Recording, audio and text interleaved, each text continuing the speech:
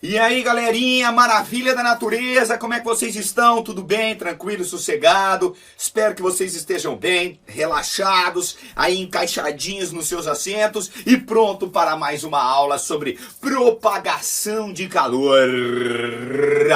Então nós vimos na aula passada o processo de propagação de calor por condução, né? Estudamos o que é o calor, a energia em trânsito trocada entre corpos que estão em diferentes temperaturas ou região que estão em diferentes temperaturas, propagando espontaneamente da região mais quente para a região mais fria, né? Então nós vimos esse processo, né? Essa definição de calor e estudamos o processo de condução.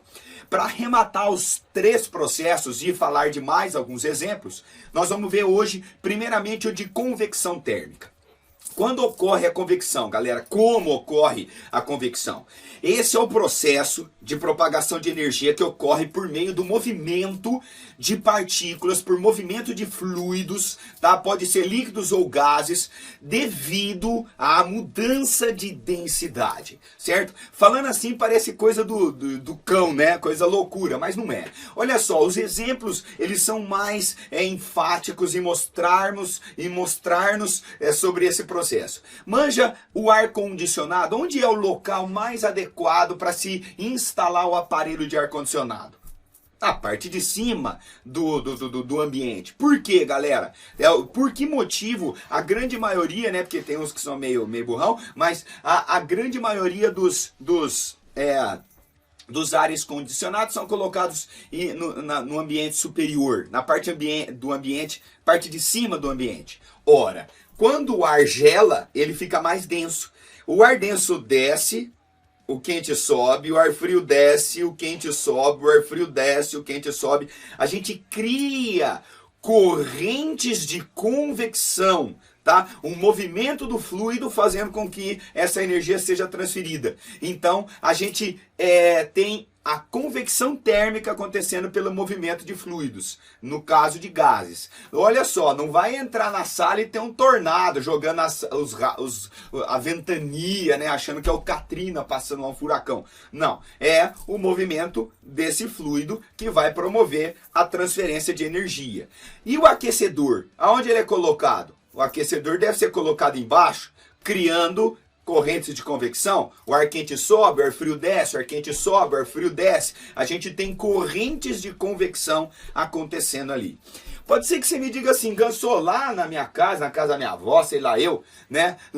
O ar-condicionado é embaixo. E funciona, cara. Ora, eu não disse que não funciona, né? Vai funcionar, mas vai ser menos eficiente. Por quê? Pensa com o Ganso. Você resfriou o ar frio está aqui embaixo. Como que o ar quente vai esfriar? Perdendo calor por condução pelo ar frio, porque o ar frio está aqui embaixo. E aí, demora muito mais. Por quê? Porque o ar é um péssimo condutor de calor por condução. Então, vai demorar mais para o ambiente resfriar, vai ficar o ar-condicionado ligado por mais tempo, vai gastar mais energia elétrica, ou seja, a gente tem um processo menos eficiente. Então, o correto é pôr o ar-condicionado na parte de cima.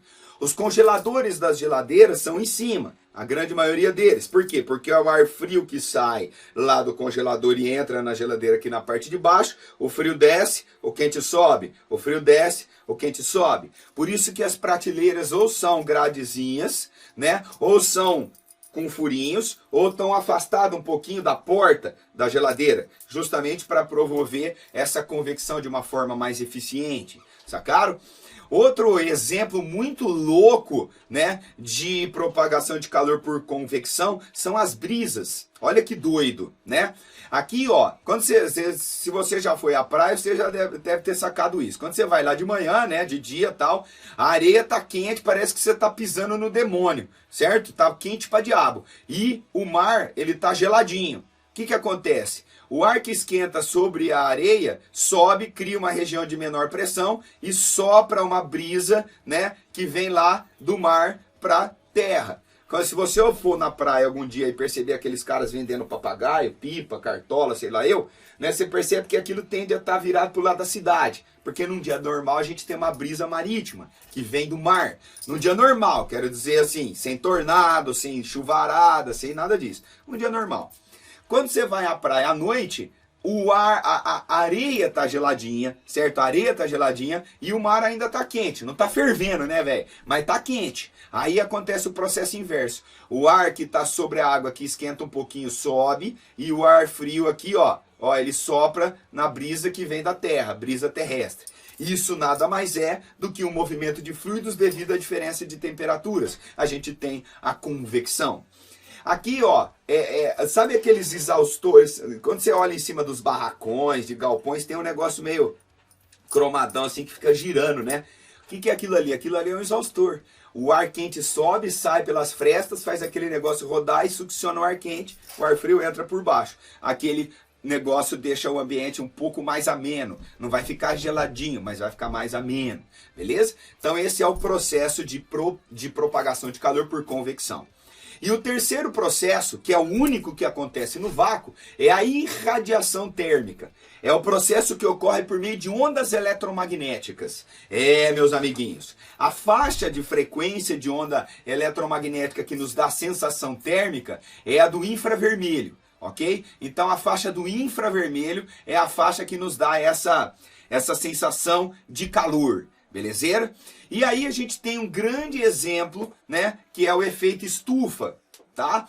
O efeito estufa, ele chama efeito estufa por quê? Porque acontece numa estufa. Qual é a jogada? Lá do Sol vem tudo quanto é tipo de ondas eletromagnéticas. Vem luz visível, vem ultravioleta, vem infravermelho, vem micro-ondas, vem de tudo quanto é tipo de ondas, beleza?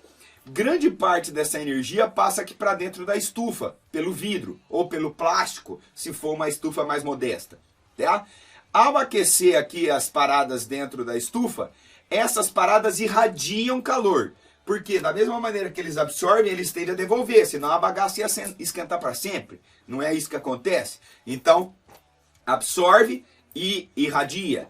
A irradiação é na faixa do infravermelho. Belezeira? Na faixa do infravermelho. E o vidro, ele é opaco ao infravermelho, ele retém esse infravermelho. E aí dentro vai ficar uma região bem mais quente. Sacaram? Esse é o efeito estufa. Talvez você não tenha ido numa estufa desse jeito aí, mas esse efeito você já percebeu. Quer ver? Vou te dar um exemplo. Você foi passear no shopping e tal, lá no centro da cidade, fazer compra e deixou o carro no sol. O que acontece quando você volta e abre a porta? Parece que o capeta vai sair dali de dentro, né?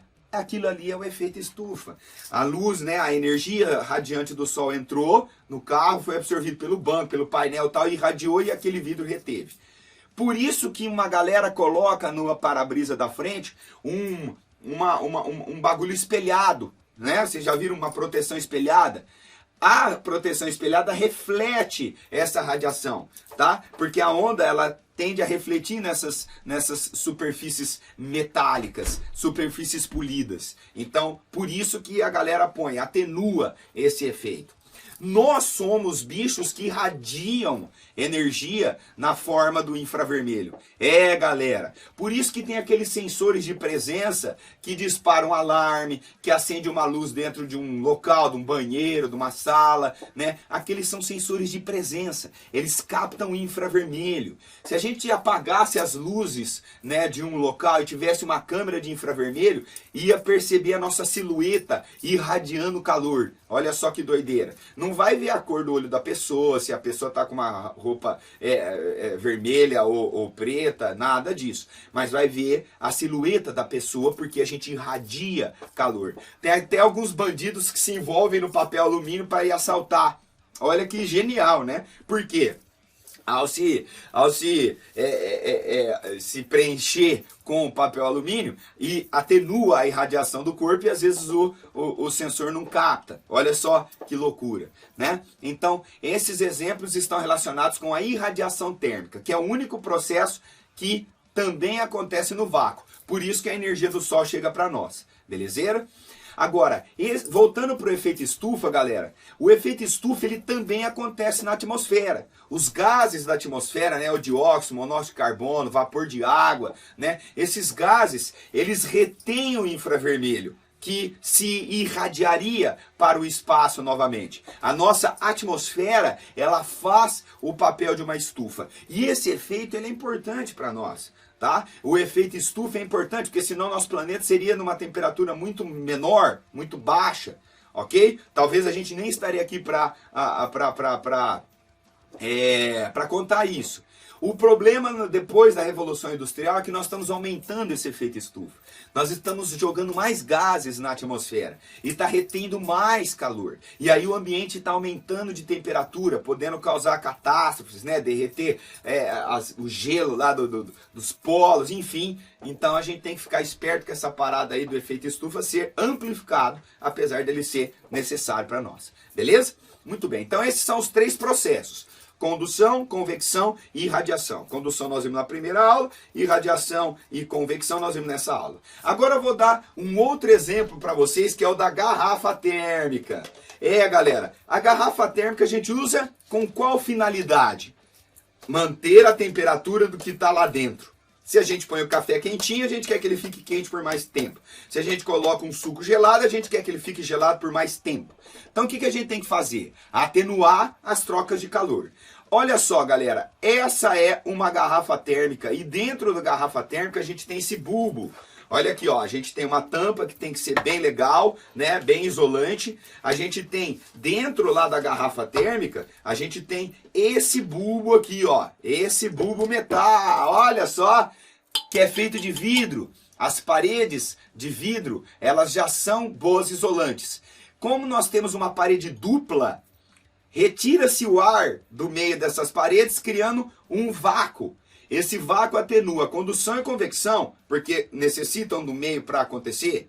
Só que ainda poderíamos ter a irradiação, é justamente por esse motivo que a parede é espelhada. Você colocou um bagulho quente lá dentro que tende a perder calor para o ambiente, a parede espelhada reflete e atenua essas trocas. Você põe uma bagaça gelada aqui que tende a receber calor do meio externo, a parede de fora reflete e atenua as trocas de calor por irradiação. Talvez você não tenha aberto uma garrafa térmica assim na tua vida, né? Mas provavelmente você já viu isso acontecer em algum lugar, né? Essa maracutaia de colocar a parede espelhada. Manja quando você vai, sei lá, no churrasco e quer deixar a carne quente por mais tempo. Você picou a carne e quer deixar a carne quentinha. O que é feito? Coloca dentro de uma caixa térmica, né, Ganso? Isso, uma caixa de isopor e tal. Mas além disso, coloca o papel alumínio.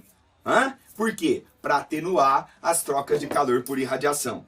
É isso aí. Roupa de bombeiro, galera. Roupa de bombeiro tem uma película metálica dentro lá da roupa de bombeiro. A gente não vê, mas ela é de material isolante e tem uma película metálica lá dentro. Justamente por quê? Porque o bombeiro ele pode entrar em um lugar onde está tendo uma irradiação brutal, num incêndio, né, numa bagaça assim. A gente tem que proteger o nosso herói, certo? Então, a roupa do bombeiro também tem essa parada da película metálica, que reflete a onda eletromagnética da irradiação. Fechou? E por fim, vamos falar de um aquecedor solar. Olha só, galera, aqui eu tenho um aquecedorzinho solar, um exemplozinho, né? Então, olha só, por que as placas do aquecedor solar são pretas? Por que as placas do aquecedor solar são escuras? Ora, essa parede escura absorve melhor a energia na forma de calor, absorve aquela energia radiante do sol. Essa placa aqui tem um vidro em cima para reter as perdas de calor de infravermelho, como se fosse um efeitinho estufa. Dentro dessas placas, os canos, tem uns caninhos, não dá para ver, mas tem uns caninhos assim, que são de metal. Por quê? Porque aquela energia absorvida tem que ser rapidamente transferida para a água, que vai ser aquecida nesses caninhos. Então a gente tem a condução acontecendo ali. Se o desnível entre o reservatório e as placas não for muito grande, nem precisa de bombinha para essa água quente subir.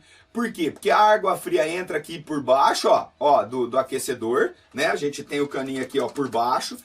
Ao esquentar, ela fica menos densa, sobe por convecção e aí entra aqui nesse reservatório, que é o boiler. Esse reservatório ele tem que ser isolante térmico. É como se fosse uma imensa garrafona térmica. Por quê? Porque aquela água que foi aquecida durante o dia, né, que tem o sol, ela se mantém quente por mais tempo nesse reservatório, sacaram? Então, esse reservatório tem que ser isolante. Ô Gansô, e quando fica muito tempo nublado, tá frio, como assim a gente não toma banho quente? Toma sim. Aqui tem um aquecedor elétrico dentro desse boiler aí, que é para essa situação. Normalmente ele fica desligado, mas ficou muitos dias nublado, o ambiente está frio, não está esquentando a água do jeito que você quer, você liga o chuveirão. Tem o disjuntor lá nas aulas de eletricidade a gente vai ver o que é disjuntor. Tem o disjuntor lá que você liga o chuveirão, aquece a água lá do boiler, você desliga aquilo, que aquilo gasta uma energia brutal, tá? Mas é válido, necessário, e aí você esquenta a água e toma seu banho na boa, lava sua mão na água quentinha, lava o seu rosto na água quentinha, e assim vai. Fechou? Então esse é mais um exemplo onde nós temos esses processos de propagação, de trocas de calor acontecendo. Irradiação, condução e convecção. Maravilha? Então, na próxima aula, a gente vai estudar como determinar essa quantidade de calor e o que pode acontecer quando troca energia na forma de calor. Muito obrigado pela paciência, pela audiência, tamo junto e até a próxima, galera. Valeu!